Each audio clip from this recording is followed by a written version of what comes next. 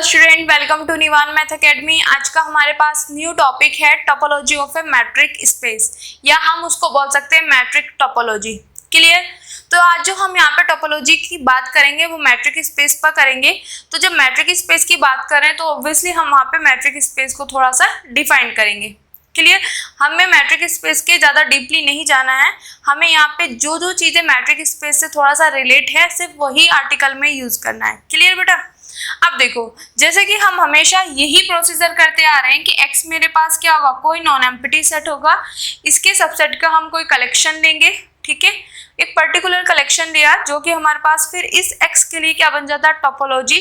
तो उस कलेक्शन को हम क्या बोल देते हैं, जिस बेस पे बना रहे हैं उसको टोपोलॉजी।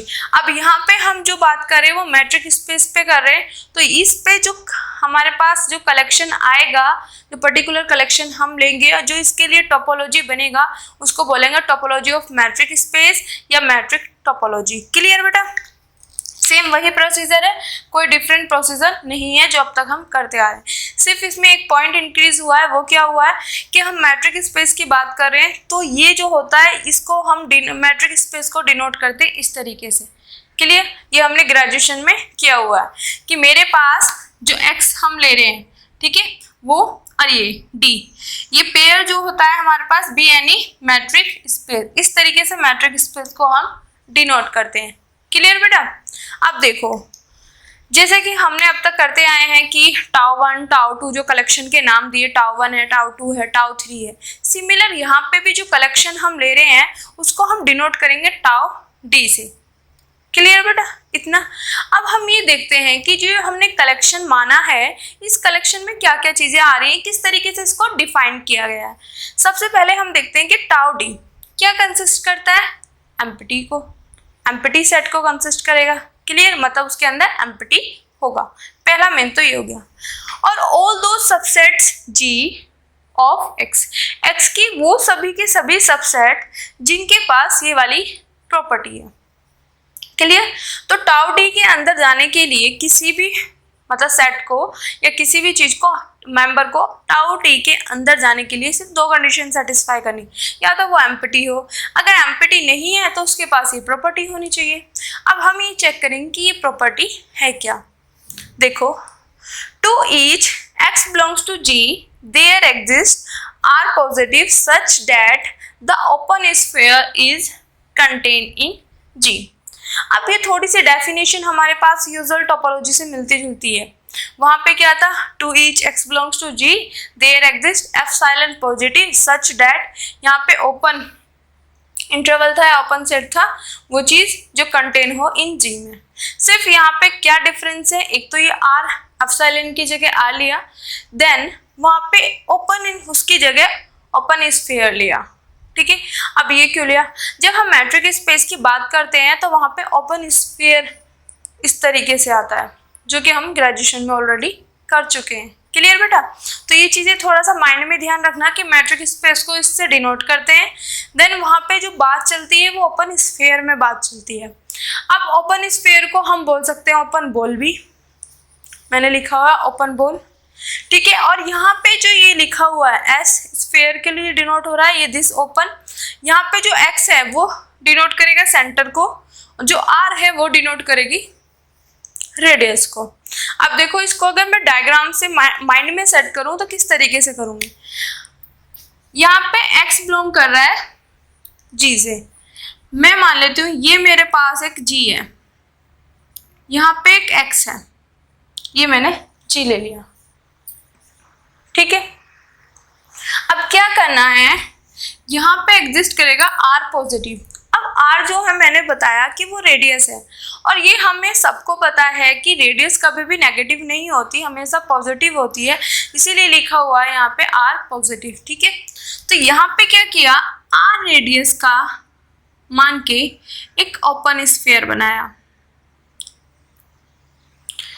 आप इस तरीके से एक बॉल, जैसे हम छोटी क्लासेस में ड्राइंग सीखते थे तब हम बॉल बनाते थे, तो हम इस तरीके से ऐसे करके ऐसे थोड़ा सा मतलब इस तरीके से बॉल बनाते थे डिजाइन में करके।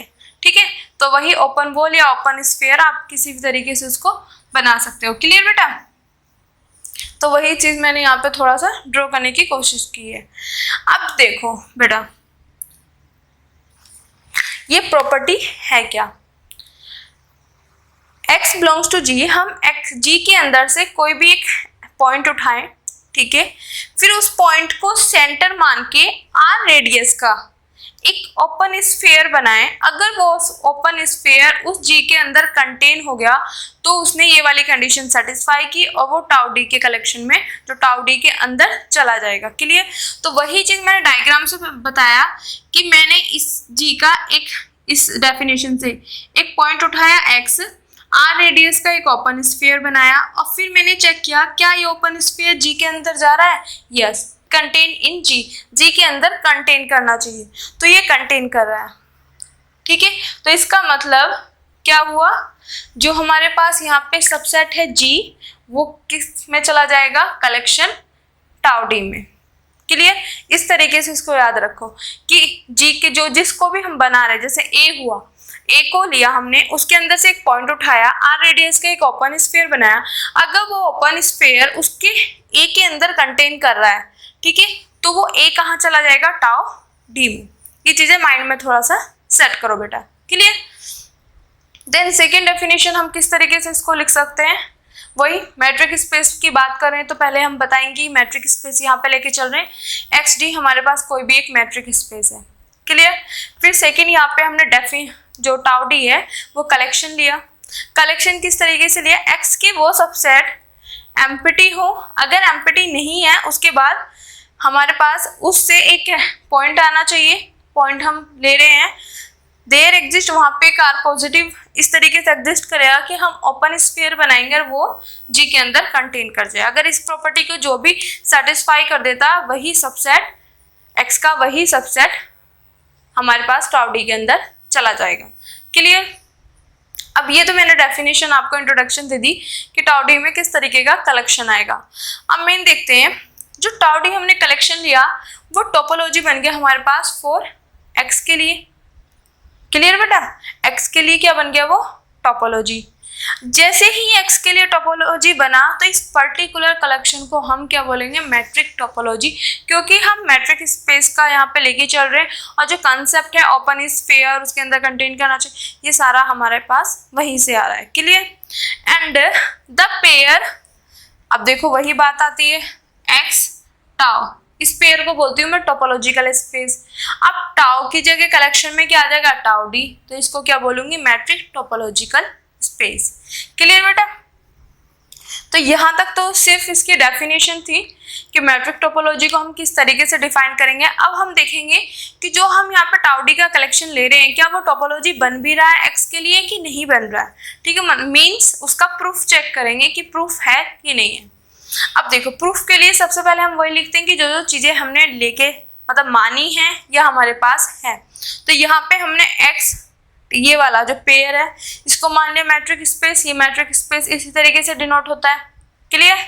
देन टाउ डी हमने कलेक्शन ले लिया जो कि मैंने अभी समझाया, और यहाँ पे हमारे पास मेन टारगेट होगा कि इस कलेक्शन को टोपोलॉजी प्रूफ करना है। ठीक है बेटा? अब हम टोपोलॉजी जब इसको प्रूफ करेंगे तो हमारे पास टोपोलॉजी प्रूफ करने के लिए 3 कंडीशन होती है। नंबर 1 कंडीशन क्या होती है हमारे पास, नंबर 1 होती है कि एम्प्टी और जिसके लिए हम बना रहे हैं वो उससे बिलोंग करना चाहिए। सेकंड हमारे पास क्या होती है कि आर्बिट्रेरी कलेक्शन उठाओ, उनकी यूनियन भी उससे बिलोंग करनी चाहिए। देन थर्ड हमारे पास होती है कि उनकी 2 एलिमेंट्स, 2 मेंबर उठाओ, उनकी इंटरसेक्शन भी उससे बिलोंग करनी चाहिए। अब ये तीनों कंडीशन हम 1 बाय 1 यहाँ पे प्रूफ करेंगे। ठीक है बेटा? नाउ अब हम अपना प्रूफ करते हैं। क्लियर? तो प्रूफ में सबसे पहले हमने कंडीशन फर्स्ट प्रूफ करेंगे। कंडीशन फर्स्ट में क्या होता है, हमारा मेन टारगेट होता है कि एम्प्टी और एक्स जो भी हम कलेक्शन ले रहे हैं उससे बिलोंग कराना। क्लियर? अब देखो, here empty belongs to tau d, ये कि हमें गिवन है क्योंकि जो कलेक्शन हम ले रहे हैं उसमें ऑलरेडी एम्प्टी है। ओके, तो ये वाला तो हमें गिवन है, इसमें हमें प्रूफ करने की कोई नीड नहीं है। नाउ अब हम बात करते हैं एक्स की, क्योंकि हमें एक्स भी बिलोंग कराना है। अब एक्स है, अब देखो टाउ डी के अंदर एम्प्टी और ये वाले जा रहे हैं। अब एम्प्टी वाला पोर्शन तो आ गया, तो जो एक्स है, एक्स को ये कंडीशन सेटिस्फाई करनी पड़ेगी टाउ डी के अंदर। ठीक है, टाउ डी के अंदर जाने के लिए उसको ये वाली कंडीशन सेटिस्फाई करेगा तभी तो वो उसके अंदर जाएगा, जब तक कि वो कंडीशन ही नहीं सेटिस्फाई करेगा कैसे जाएगा। ठीक है, अब देखो for every x belongs to capital X, तो इस कंडीशन को प्रूफ करने के लिए सबसे पहले हम लेट करके चलते हैं कि x बिलोंग कर रहा है जिस सेट को, जिस सबसेट को, x के जिस सबसेट को उसके अंदर लेके जाना है पहले उससे x बिलोंग कराएंगे, फिर एक R पॉजिटिव वहाँ पे एग्जिस्ट करेगा जिसका एक ओपन स्फीयर बनाएंगे और वो उसके अंदर अगर कंटेन कर जाता है तो वो टाउ डी के अंदर चला जाएगा। तो मेन टारगेट हमारे पास यही है। तो for every x belongs to capital X, ठीक है, तो देयर एग्जिस्ट एक R पॉजिटिव यहाँ पे इस तरीके से एग्जिस्ट करा सच डैट कि x बिलोंग करेगा इस स्फीयर से, हमने इसका स्फीयर बनाया और वो किस में होगा, कंटेन x में। अभी करा कैसे है वो बताती हूँ बेटा, थोड़ा सा ये ऊपर वाले डेफिनेशन में रफ कर देती हूँ बेटा जिससे आपको अच्छे से समझा सकूं। देखो हमारे पास बेटा x, ये मैंने x ले लिया, क्लियर।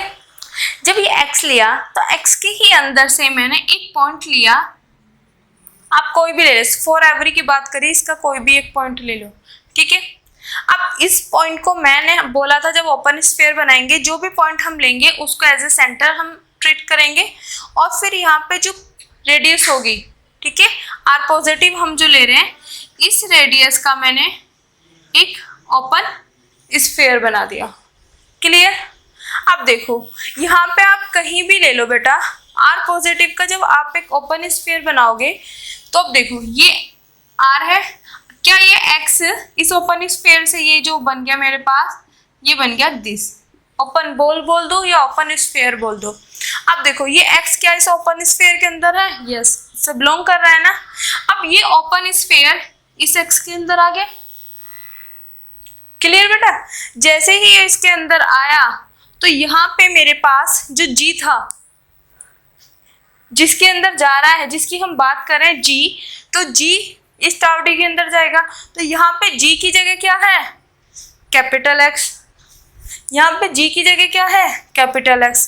तो जो हमारे पास x है उसने ये वाली कंडीशन सेटिस्फाई कर दी, किस तरीके से कि उसका कोई, उसके अंदर से कोई एक पॉइंट लिया, उसको एज ए सेंटर मान के हमने एक R रेडियस के एक ओपन स्फीयर बनाया, जो ओपन स्फीयर बनाया वो उसी x के अंदर कंटिन्यू रहा, क्योंकि जितने भी सबसेट वगैरह वगैरह जो भी हम सब कुछ ले रहे हैं वो x के अंदर ही ले रहे हैं, क्लियर। और एक चीज और बेटा, जब हम कोई भी कलेक्शन बनाते हैं तो उसका जब सबसेट बनाती हूँ मैं हमेशा आपको बताती हूँ कि उसमें एम्प्टी और x ऑलवेज प्रेजेंट होते हैं। तो यहाँ से हमें पता है कि x सबसेट है x का, तो हमने यहाँ से x लिया और x ने ये वाली कंडीशन सेटिस्फाई कर दी, तो इसका मतलब x कहाँ चला गया मेरे पास, टाउ डी में, क्लियर। और टाउ डी में जाने के बाद हमारे पास ये हो गया एम्प्टी टाउ डी से बिलोंग हो गया, x टाउ डी से, तो इसका मतलब एम्प्टी और x दोनों के दोनों टाउ डी से बिलोंग करके उस कलेक्शन के अंदर चले गए। तो यही हमारे पास फर्स्ट कंडीशन थी, मेन टारगेट था यही था फर्स्ट कंडीशन में, जो कि हमने प्रूफ कर दिया, क्लियर बेटा। इसको सिर्फ सिंपल सी चीज़ है, x के ही अंदर बात कर रहे हैं, कोई भी पॉइंट उठाओ, ओपन स्फीयर बनाओ R रेडियस का, वो हमेशा x के ही अंदर रहेगा। कहीं से भी आप ले लो, यहाँ पे ले लो, यहाँ पे ले लो, कहीं पे भी ले लो, वो x के अंदर x का सबसेट हमेशा बनेगा, ठीक है, x में ही कंटेन होगा, क्लियर। नाउ अब सेकंड कंडीशन की बात करते हैं। सेकंड कंडीशन में हमारे पास क्या होता है, जो भी हमने कलेक्शन लिया है उसके मेंबर्स लेते हैं, उनका एक आर्बिट्रेरी कलेक्शन ले लिया, तो हम यहाँ से टाउ डी के मेंबर्स का एक आर्बिट्रेरी कलेक्शन ले लिया। अब हमारे पास मेन टारगेट ये रहेगा कि जो आर्बिट्रेरी कलेक्शन हमने लिया है उसकी यूनियन उस कलेक्शन से बिलोंग कराना, मींस टाउ डी से बिलोंग कराना। अब देखो यहाँ पे जो यूनियन आई है बेटा, अब इसको मुझे टाउ डी से बिलोंग कराना है, ठीक है। तो टाउ डी से बिलोंग कराने के लिए ये उसके अंदर, मतलब उसके अंदर जाने के लिए ये कंडीशन सेटिस्फाई करनी पड़ेगी उसको, तभी वो टाउ डी के अंदर जाएगा। और बेटा यहाँ पे आप एम्प्टी वाला भी ले सकते हो, पर यहाँ पे नीड नहीं है क्योंकि यूनियन की बात कर रहे हैं। अगर यूनियन एम्प्टी आएगी तो सभी के सभी एम्प्टी होंगे, तो उसमें ऑब्वियसली मेनली क्लियरली पता चल जाता है कि वो टाउ डी से बिलोंग कर रहा है, तो उस वाला केस हम नहीं करते। क्लियर? तो यहाँ पे हम ये वाला केस करेंगे अगर मेरे पास जो यूनियन है वो एम्प्टी ना हो, मतलब ये वाली कंडीशन सेटिस्फाई करनी पड़ेगी इस यूनियन को टाउ डी के अंदर जाने के लिए। क्लियर बेटा? अब देखो इसके अंदर जाने के लिए सबसे पहले हम क्या करते हैं, इस जे की जगह ये यूनियन पहुंचानी है, तो इस यूनियन से कोई एक्स लेंगे। अब यहाँ पे इस एक्स को हटा दो,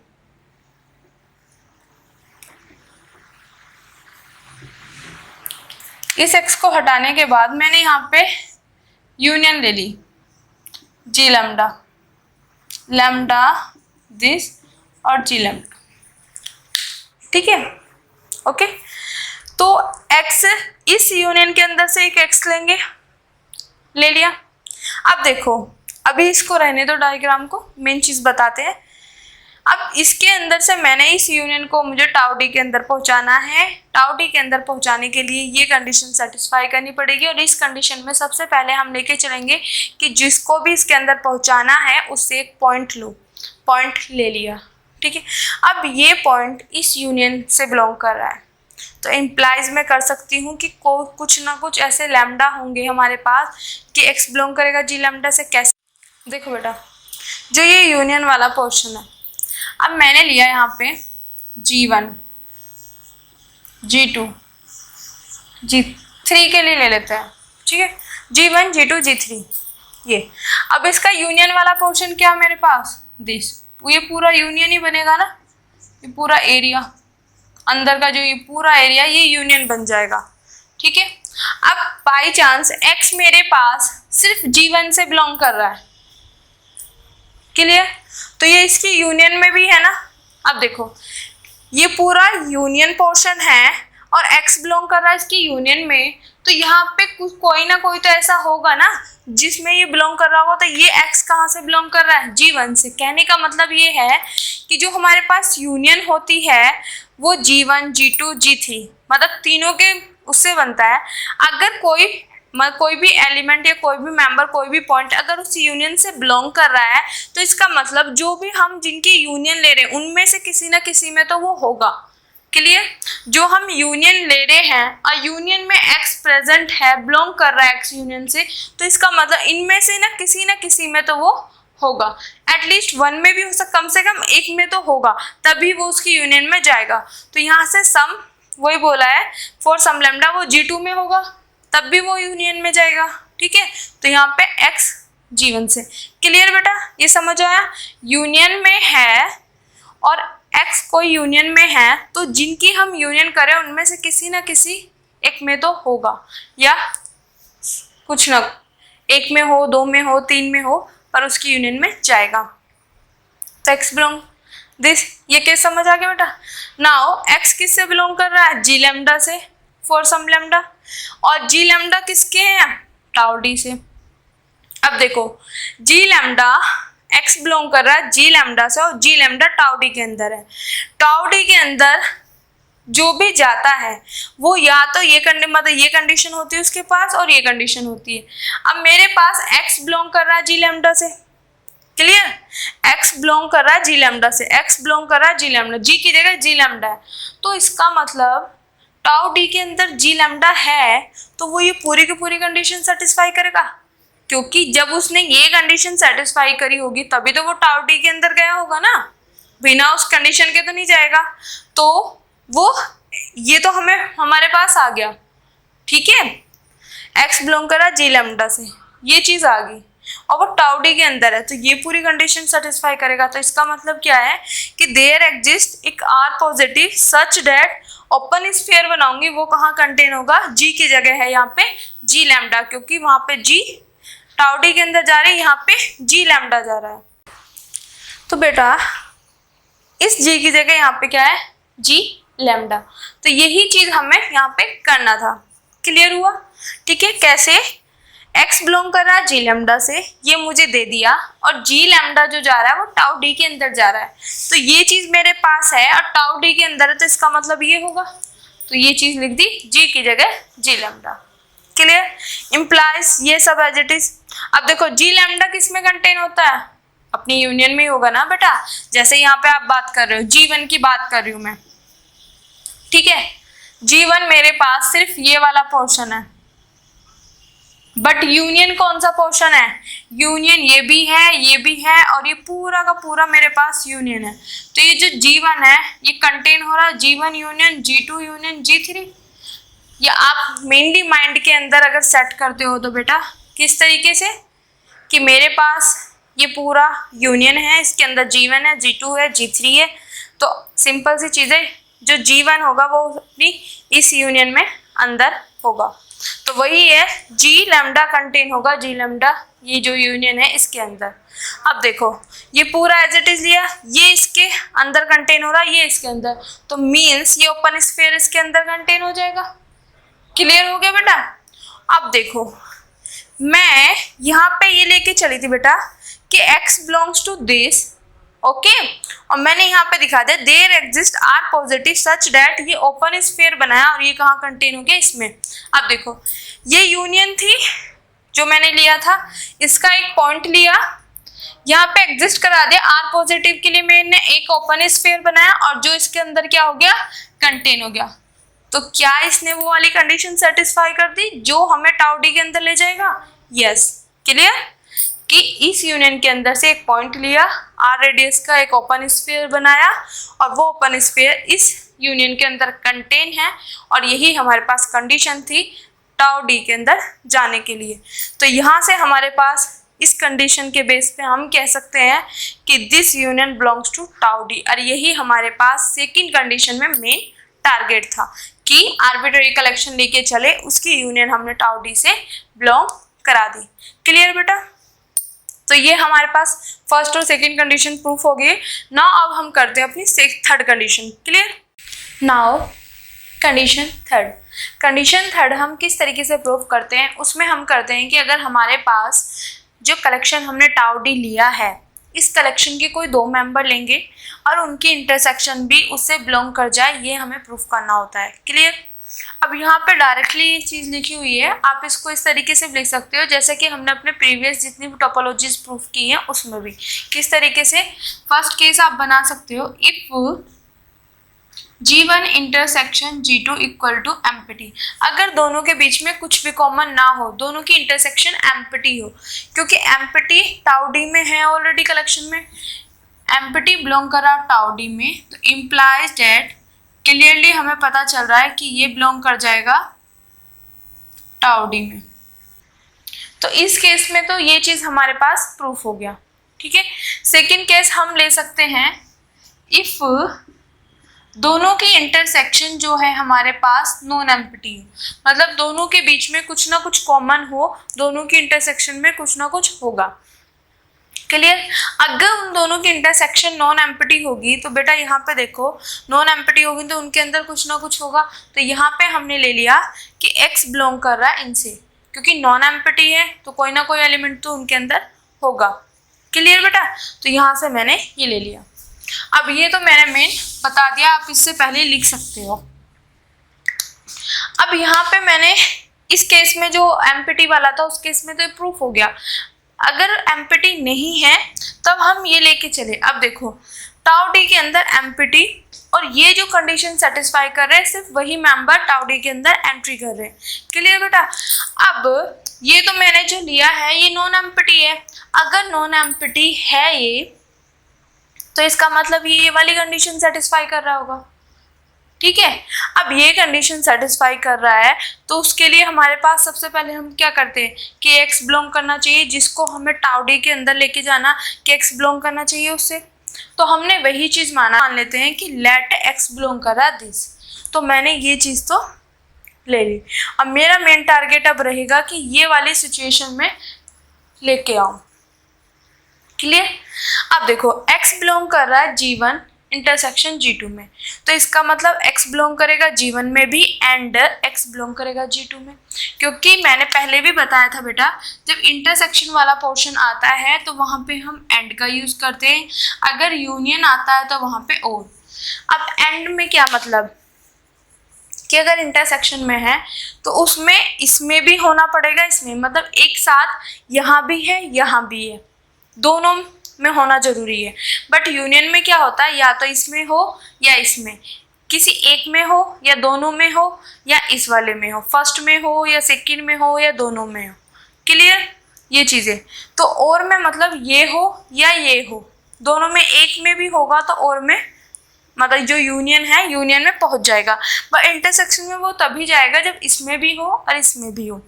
तो ये अगर इसकी इंटरसेक्शन में है तो इसका मतलब वो इसमें भी होगा एंड इसमें भी होगा। क्लियर बेटा, हो गया। नाउ अब x बिलोंग कर रहा है G1 से, लिख दिया, बट G1 किसका मेंबर है, टाउ डी का। अब देखो x बिलोंग कर रहा है G1 में, अब टाउ डी में मेरे पास वही जाते हैं एम्प्टी हो या इस कंडीशन को सेटिस्फाई कर रहे हो। अब G1 के अंदर x है, मतलब कोई ना कोई एक एलिमेंट है, तो वो एम्प्टी तो होगा नहीं, तो ये वाला केस तो है नहीं, तो मतलब वो वाला है।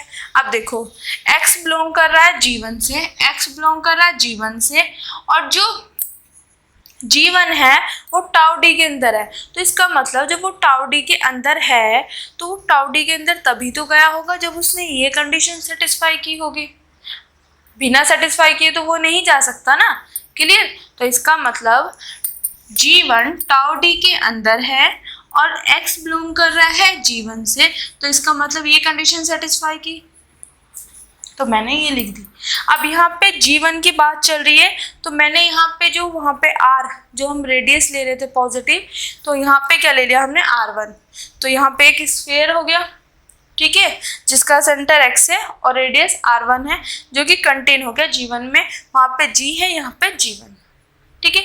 सिमिलर केस करेंगे हम G2 के लिए। ओके, अब देखो यहाँ से x बिलोंग कर रहा है G2 से, पर G2 किसका मेंबर है, टाउ डी का, टाउ डी का मेंबर है। अब देखो इसमें x बिलोंग कर रहा, कोई ना कोई एलिमेंट है तो एम्प्टी तो होगा नहीं, इसका मतलब ये वाली कंडीशन सेटिस्फाई की होगी। क्लियर, तभी वो टाउ डी के अंदर गया। अगर वो टाउ डी के अंदर है और x बिलोंग कर रहा है G2 से, तो इसका मतलब मैं ये लिख सकती हूँ, ठीक है, क्योंकि टाउ डी के अंदर वही जा रहे हैं जो या तो एम्प्टी हो, एम्प्टी है, अगर एम्प्टी नहीं है तो ये कंडीशन सेटिस्फाई कर रहे हैं, उसने ये कंडीशन सेटिस्फाई की होगी तभी टाउ डी के अंदर वो चला गया, और जिसमें हमें दिया हुआ है कि x बिलोंग कर रहा है G2 से, तो मैं ये लिख सकती हूँ। सिमिलरली यहाँ पे G2 की बात चल रही है, तो R2 स्फीयर, यहाँ पे R2 होगा, यहाँ पे G2। अब ये काम तो हमारे पास फिनिश हो गया, ठीक है। अब हम यहाँ पे लेट करते हैं कि जो R1, जो मेरे पास ही R1 रेडियस है यहाँ पे और यहाँ पे R2 रेडियस है, इनका मैंने मिनिमम मान लिया दोनों का, कि R1 और R2 दोनों का मिनिमम मान लिया मैंने R। क्लियर, जैसा कि हमने यूजुअल टोपोलॉजी में किया था, ये सिमिलर उसी से मिलता जुलता पूरा पोर्शन वही है। क्लियर बेटा, उसी में हमने माना था इंटरसेक्शन के लिए मिनिमम। ओके, तो मिनिमम मान लिया। अब देखो ये लाइन कैसे लिखी है, मेरे पास देखो R1 जो है वो क्या है, पॉजिटिव है, R2 क्या है, पॉजिटिव है, तो जब R1 भी पॉजिटिव R2 भी पॉजिटिव, तो उनका जो मिनिमम आएगा वो भी तो पॉजिटिव होगा, तो वही चीज़ लिखा है, there exist r positive such that. अब ये चीज़ लिखी है कैसे, अब देखो बेटा, मैं यहाँ से लेके चली कि x बिलोंग कर रहा है G1 इंटरसेक्शन G2 से, मुझे ये वाली सिचुएशन लेके आनी थी, तभी मैं इंटरसेक्शन को टाउ डी के अंदर लेके जा सकती हूँ, ठीक है। तो मेरे पास यहाँ तक की ये कंडीशन तो आ गई, अब मेन टारगेट है मेरे पास ये। अब ये कैसे लेके आए, ये लाएंगे हम इन दोनों की हेल्प से। देखो यहाँ पे जो मेरे पास ये है x और R1, ये वाला जो स्फीयर है वो कंटेन हो रहा है G1 में, और यहाँ से जो है x ये कंटेन हो रहा है G2 में। क्लियर बेटा, अब देखो मुझे चाहिए इंटरसेक्शन, यहाँ पे इंटरसेक्शन चाहिए, तो मैं यहाँ पे इंटरसेक्शन कर लेती हूँ। जब इंटरसेक्शन करूंगी बेटा तो G1 इंटरसेक्शन G2 होगा, जब मैंने इधर की इंटरसेक्शन करी तो इनकी भी तो होगी,